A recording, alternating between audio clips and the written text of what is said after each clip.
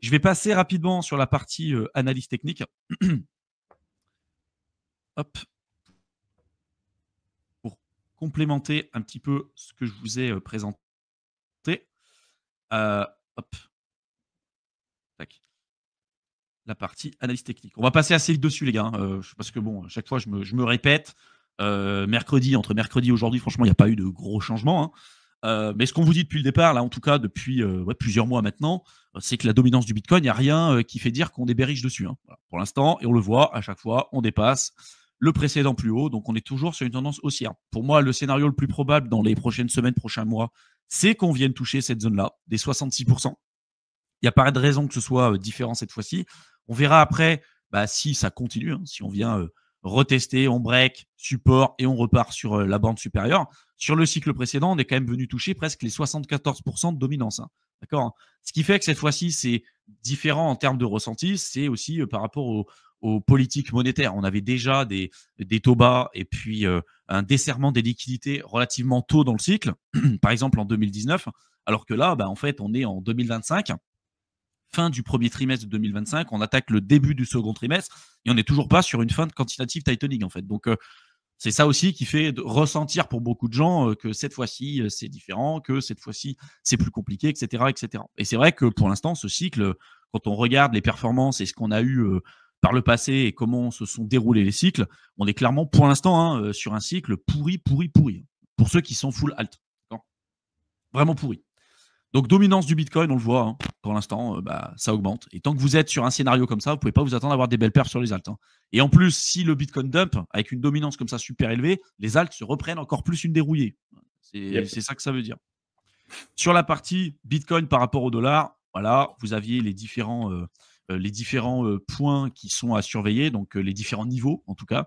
Donc les 0,618 de Fibo à 88 848 et puis là les 83 000. Donc on est en train de latéraliser en fait. Il faudrait même regarder, pas forcément weekly, en daily. Je l'ai fait mercredi pour vous montrer un petit peu plus. Mais il y a plusieurs points à regarder. Moi, en tout cas, les niveaux que je regarde, c'est les 92 686, les 88 848, les 83 000.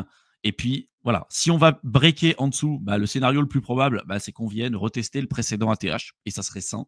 L'idée, c'est que on vienne les maintenir, ces niveaux-là. Si on vient les casser en dessous, comme disait Théo, ça sera quand même un signal très bearish, surtout si on clôture en weekly ou en monthly. Là, évidemment que ça sera pas forcément ultra positif.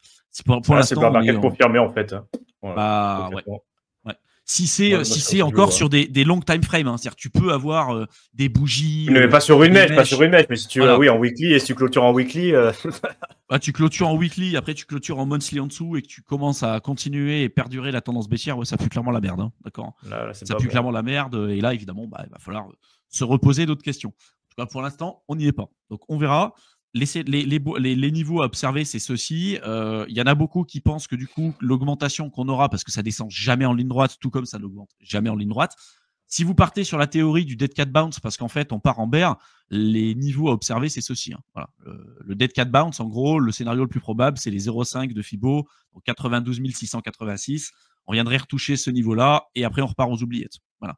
Si par contre, vous ne pensez pas qu'il y aurait le dead cat bounce, et qu'on vient clôturer au-dessus et qu'après on vient rechercher les prochains niveaux, là, du coup, ça sera un signal très fort pour la continuation de la tendance. Mais s'il doit y avoir un dead cat bounce, il y en a qui parlent du coup de ces niveaux à 0,5, pas les 0,382. Enfin, moi, je pense que s'il y a un dead cat bounce, en fait, ça sera plutôt ici. Donc, si vous pensez qu'on va en bear, vendre en fait sur des niveaux comme ça peut être intéressant et de voir et d'avoir des scénarios d'invalidation aussi pour vous dire, ok, si là, on voit que c'est toujours une résistance, qu'on ne vient pas le casser au-dessus en weekly ou en monthly, peu importe, et qu'on vient ensuite continuer à la baisse et qu'on vient casser ces niveaux-là, là, c'est un signal très fort aussi pour une continuation de la tendance baissière, pour le coup. Mais pour l'instant, on est sur une indécision. D'un point de vue macro, en fait, on est clairement sur une indécision.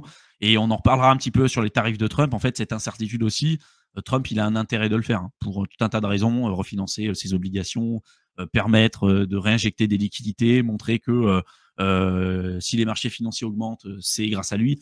Et puis, pas se leurrer non plus. Je veux dire, je pense pas que Trump ait investi autant d'argent sur l'Ether et sur la partie purement Ethereum, si c'est pour perdre de l'argent sur ce cycle. En fait, on voit, même BlackRock, Fidelity et tout ont quand même investi pas mal d'argent.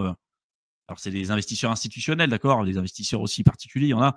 Je veux dire, il n'y a pas eu autant d'argent investi sur de l'Ether aujourd'hui, et même de la part de certains fonds comme le World Liberty, pour voir le marché crypto, en tout cas c'est mon a priori là-dessus, hein, pour le voir partir sur des niveaux all-time low là-dessus. Même si ça reste aussi une éventualité, ça me paraît bizarre qu'une personne comme Trump se dise tiens, j'investis, et puis bon, bah ok, on va partir en bear market pendant 4 ans. Ça me paraît quand même assez gros et brut de décoffrage pour tout dire. Bah après, pour Trump, tu peux te poser la question. Tu dis, OK, il fait un peu n'importe quoi. On remercie d'ailleurs son fiston, Eric, pour le call à 2900 sur Ether. Hein. Merci. Ah ouais, on est à moins 40% depuis, donc super call. Hein. On prendra ton groupe. le signal était bon, moins 40%. Mais surtout, il y a aussi la partie fondamentaux sur le RWA, non, avec BlackRock qui a bien renforcé pour son fonds Buildle. Fidelity, en fait, ça bouge aussi à niveau tech, à niveau prix, ça bouge pas, mais le patron de BlackRock a dit que tout ce qui était RWA, ça allait se passer sur Ether et pas sur autre chose. Et on le voit, j'ai présenté des chiffres sur ça. Hein. Oui, non, mais ils se positionnent par rapport à ça, donc ils le disent et ils le font. Donc après Trump, on peut prendre plus ou moins ça au sérieux, mais il y a d'autres acteurs qui, pour le coup, sont beaucoup plus sérieux, qui vont dans ce sens. Donc après, est-ce que c'est garanti que c'est forcément bullish? Non plus, mais style, c'est pas non plus comme on entend, tout le monde vend Ether, c'est foutu, c'est mort, il y a plus de trucs, tout le monde sur Solana est hyper liquide. Non. Bah aujourd'hui, regardez, ouais, c'est clair, hein, ce que font les gros aujourd'hui, ils buildent sur Ether. Hein. Ils buildent pas. Et d'ailleurs, même quand il y a eu le lancement de Trump et tout, hein, les gens disaient ah mais regarde, il a lancé son même coin sur Solana. Ouais, mais regarde, les insiders, ils ont vendu du sol pour aller sur de l'Ether. En fait, ils ont bridgé hors de la blockchain. Ils sont pas restés sur Solana en fait. Hein. Et là où pareil, le World Liberty Financials, ils ont sorti leur stablecoin, c'est sur Ethereum. Toutes les infrastructures, on en a montré aussi quand on a fait le comparatif sur la partie DeFi, globalement, c'est sur Ethereum. D'accord, ça ne veut pas dire qu'il n'y a pas un intérêt, il n'y a pas des choses à faire sur d'autres blockchains, mais de se dire c'est totalement pourri, il n'y a rien qui se passe, en fait, il y a le double discours. On se dit tiens, le prix, il est pourri, et pour l'instant, d'un point de vue macro, c'est pas intéressant. Mais les gros, aujourd'hui, ce qu'ils font, pour certains d'entre eux, et quand même beaucoup, certaines baleines accumulent énormément. Il n'y a jamais eu autant de baleines sur la partie Ether, Bitcoin et tout, même sur des périodes comme ça. Et ils build sur Ethereum. Et en fait, quand tu es en bear market, en général, tu n'as pas toutes ces infos-là. Enfin, là, c'est un peu on fait peur parce qu'on veut remplir nos bagues, quoi. Et puis, écoutez pas ce qu'on dit. Enfin, faites ce que je dis, mais faites pas ce que je fais, quoi, globalement. Et aujourd'hui, ce qu'ils font, c'est plutôt l'inverse du marasme et du pessimisme ambiant qu'on est en train de vivre, quoi. Après, est-ce qu'il prépare pour le prochain cycle? On ne sait pas forcément, mais bon, il y a ces données-là. Alors, on peut se dire, effectivement, c'est pas que de la manipulation, même s'il peut y en avoir un peu aussi. Le contexte macro joue clairement, pour beaucoup aussi, et est clairement dégueulasse, mais style, quoi. Enfin, je veux dire, ici, on le voit on-chain, ils le disent, ils le font, donc on peut pas non plus nier que c'est une donnée. Enfin, je veux dire, au bout d'un moment, tu peux dire, ok, machin, tu peux dire ce que tu veux, mais il y a certains gros acteurs qui continuent d'accumuler de l'Ether en ce moment. Et ça, il y en a qui en vendent aussi, ok, mais quand même, c'est pas non plus. C'est juste pour dire à chaque fois c'est mort, c'est à 100%, c'est sûr. Bon. En fait, c'est un reflet du prix. En fait, les gens se disent fondamentaux, bon fondamentaux, forcément le prix augmente. Mauvais fondamentaux, prix de merde.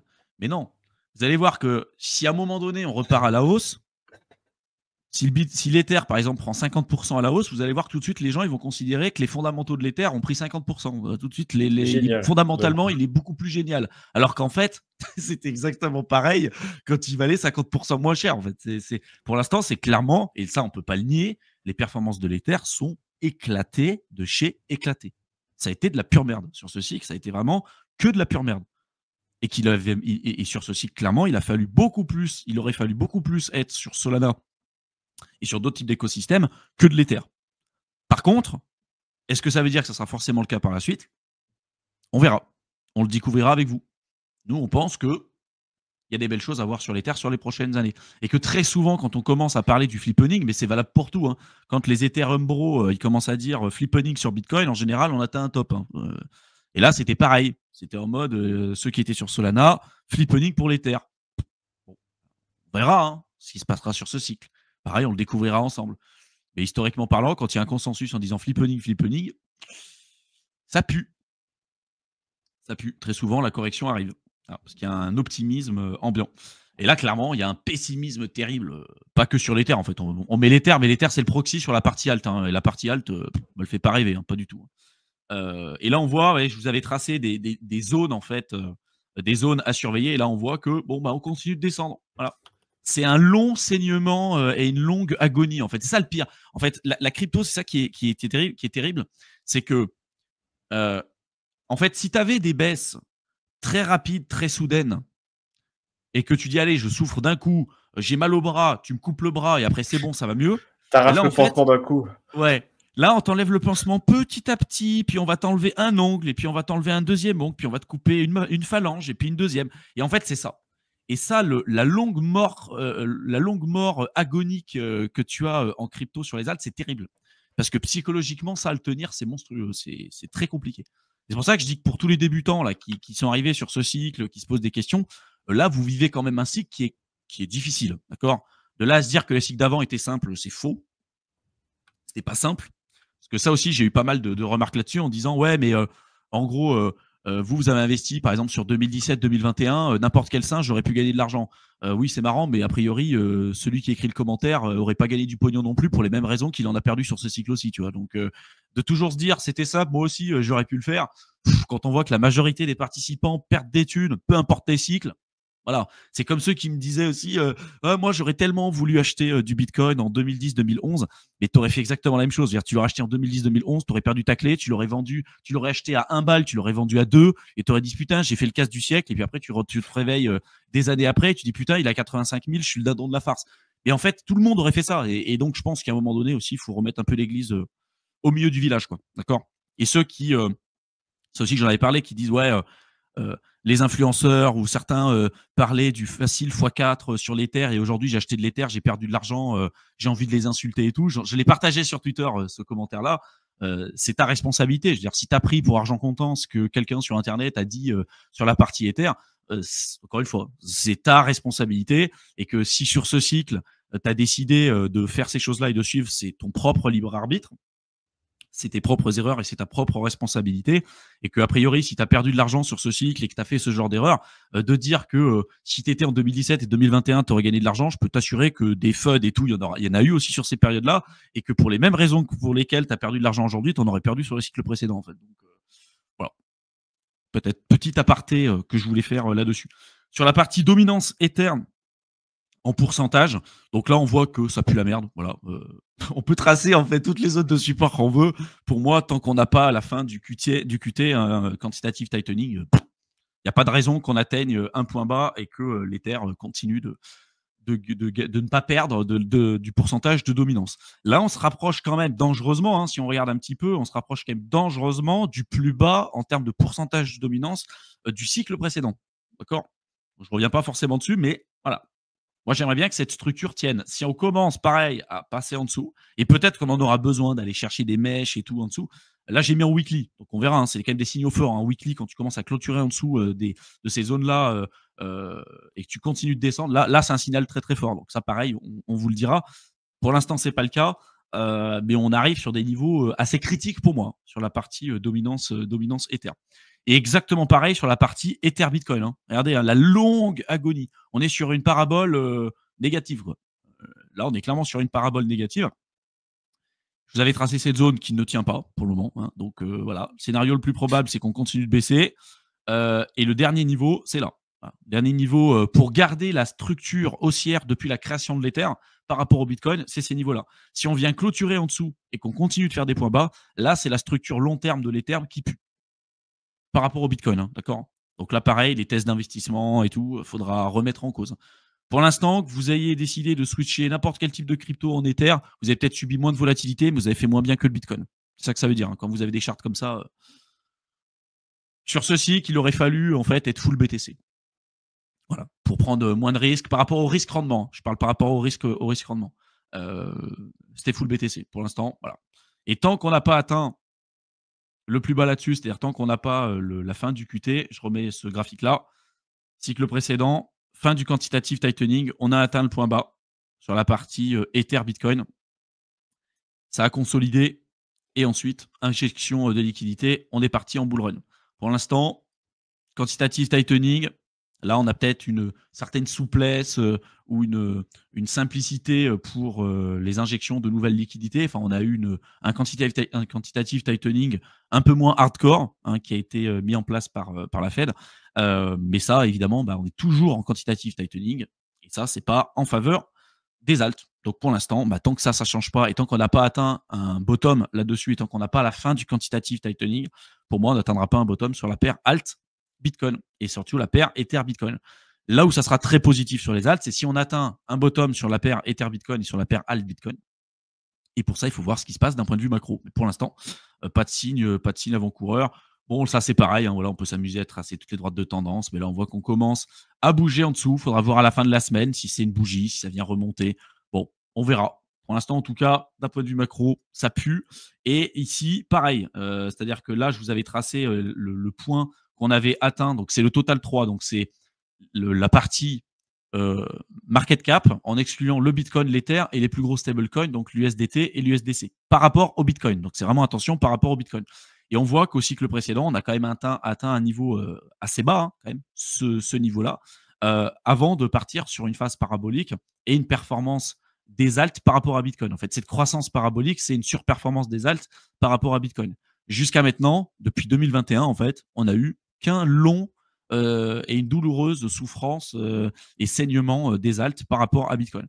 Et donc, moi, le scénario le plus probable, de toute façon, tant qu'on reste sur un truc comme ça, c'est que ça continue, cette tendance. Il n'y a pas de signe avant-coureur que ça remonte tout de suite. Et donc, pourquoi pas aller rechercher des niveaux plus bas. Et pourquoi je vous parle de ces niveaux-là et de cette tendance-là aussi, certains niveaux qu'on peut être amené à suivre, c'est, hop, je vais enlever ça, tac. Je vais vous mettre ce graphique-là que je trouve intéressant. C'est celui-ci. Quand on avait atteint un top au cycle précédent, donc 2020-2021, c'est une autre manière de voir les choses, d'accord? C'est pour vous donner des estimations de jusqu'où on pourrait aller et tout, et quel niveau de dominance on pourrait aller. Là, je vous ai mis le graphique en mettant la somme de la dominance du Bitcoin, plus la dominance de l'USDT, plus la dominance de l'USDC. On est d'accord que plus cette somme-là ou ce niveau-là est important, moins c'est en faveur aux alts, d'accord? Si vous avez une dominance des stablecoins qui augmente et une dominance du Bitcoin qui augmente, c'est qu'a priori, la partie alt, ça pue la merde. On voit que sur le cycle précédent, on est quand même monté avec des mèches qui sont montées à 76%, qui est en lien aussi avec la dominance du Bitcoin. La dominance du Bitcoin, elle était à 73-74%. D'accord? Donc, on est monté sur ce genre de niveau-là avec des mèches, mais les niveaux, tu vois, c'était entre 73, 74, 76%.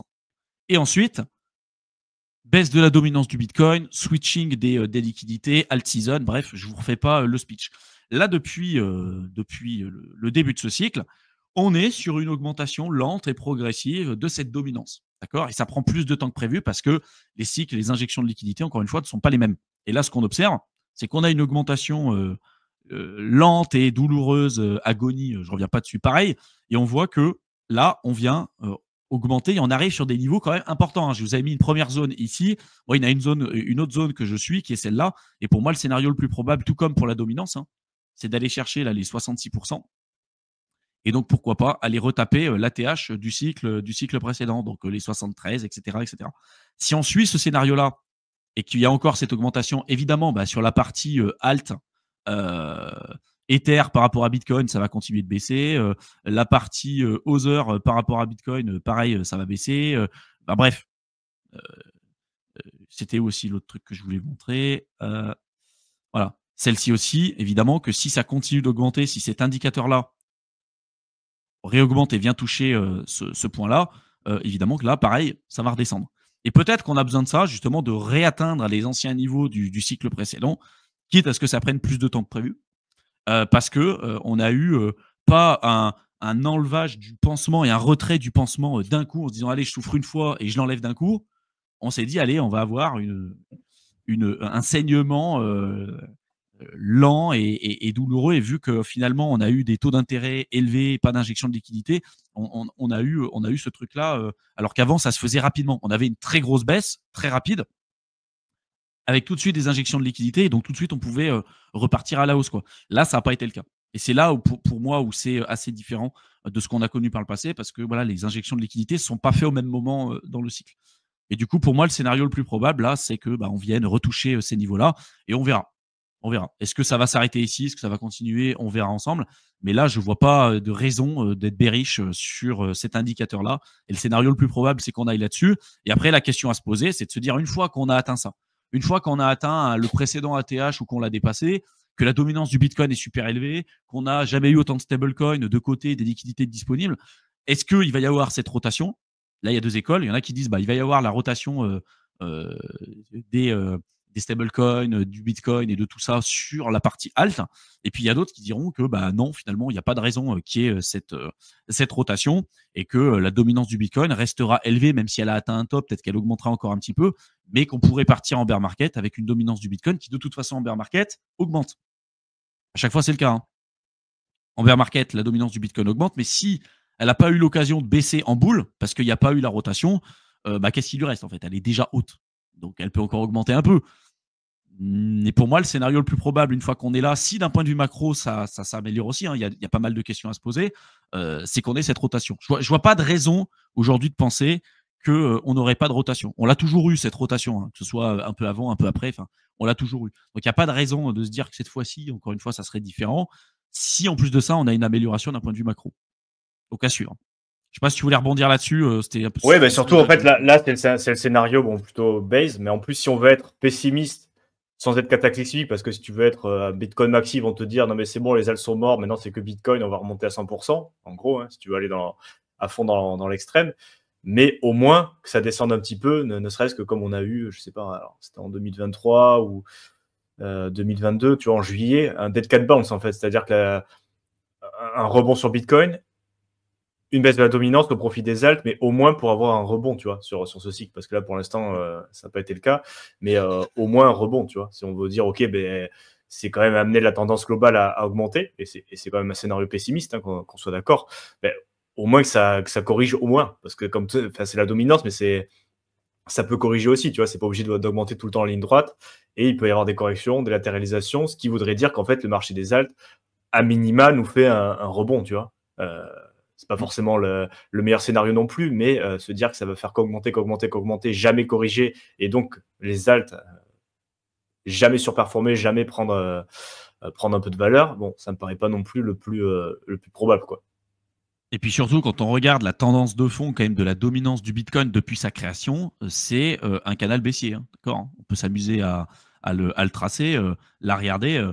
Avant 2016, avant qu'on ait globalement les ICO et le développement des alts, parce qu'à l'époque, il y avait vraiment très très peu de projets, c'était que des forks du BTC, on était sur un Bitcoin qui était presque à 100% de dominance. Ensuite, on a eu la Altizone de 2017 qui est partie dans tous les sens. On est dépassé quand même de 97-98% de dominance à 35%. Ça a été une alt-season de malade mental. Et c'est là où tous les retails en fait, sont venus. Ensuite, augmentation de la dominance jusqu'en septembre, octobre 2019. Une petite baisse où on se dit c'est bon, on part en alt-season. Redépassement de l'ATH sur la dominance du Bitcoin en fin d'année 2020, d'accord, décembre 2020. On était quand même à 73%, mais quand même bien plus bas que les 98-99% de mai 2016. Et ensuite, alt-season. Et là, on repart à la hausse. Donc, tout à fait possible que si on suit en tout cas cette tendance, et c'est pour ça que moi je suis ce niveau-là aussi, il y a toujours des données historiques, c'est que pour moi, si on suit cette tendance de fond, c'est de dire qu'on devrait peut-être clôturer, à part dans le cas d'un Black Swan et tout, mais clôturer en dessous du plus haut de la dominance du cycle précédent. Parce qu'on est censé toujours rester sur cette tendance baissière. Et je pense que ce niveau-là de Fibo, il est pertinent. Après, on verra. Est-ce que ça augmente un tout petit peu? Est-ce que ça va redescendre? On verra. Mais s'il y a bien des choses qui, jusqu'à maintenant, sont pour l'instant toujours révélées être vraies, ça a été une baisse de la dominance globale du Bitcoin sur le marché crypto depuis sa création. Voilà, ça fait que baisser de cycle en cycle, même s'il a toujours une dominance importante et qui représente toujours le top 1 des cryptos depuis le début en termes de market cap. Mais on voit que sa dominance globale perd de l'ampleur au fur et à mesure des cycles par rapport aux alts. Et surtout, c'est la réduction de la volatilité sur le marché et la réduction des pourcentages de rendement. Et c'est là où, en fait, il y a pareil plusieurs écoles, et là, on pourrait débattre pendant des années sur ce sujet-là, c'est de se dire, Cette fois-ci, ça sera différent parce qu'il y a les instits, parce qu'il y a les nations, parce qu'il y a les machins, et qu'on va aller breaker en fait ces baisses de ROI de cycle en cycle. Moi, je pense que ça ne sera pas le cas. Je reste convaincu que, vu qu'on est sur un marché plus lourd, plus difficile à faire fluctuer, etc., qu'on va continuer de rester sur ces tendances. C'est-à-dire que les alt-seasons seront de moins en moins significatives parce que la dominance du Bitcoin, en fait, quand il y a les rotations de capitaux, si le Bitcoin représente 98% du marché et qui commence à faire une rotation sur les alts, évidemment que ça a plus d'impact sur les alts parce qu'en fait, toute la liquidité vient de là. Quand il représente 73%, déjà, la partie alt-season, c'est moins important en termes de pourcentage de rendement que ce qu'on a eu sur 2017. Et là, pareil, si on s'arrête à 64, évidemment que l'impact sera encore plus faible. Et puis peut-être qu'on va peut-être pas descendre sur ces niveaux-là. À chaque fois, on vient toucher ces zones. C'est pour ça que je les ai notées sur mon écran. Ces zones-là, entre les 38, entre 40 et puis 36% de dominance. Mais tout à fait possible que quand on parle de rotation, vu qu'aujourd'hui le Bitcoin est très fort, peut-être que cette fois-ci, on vient le toucher les 47%.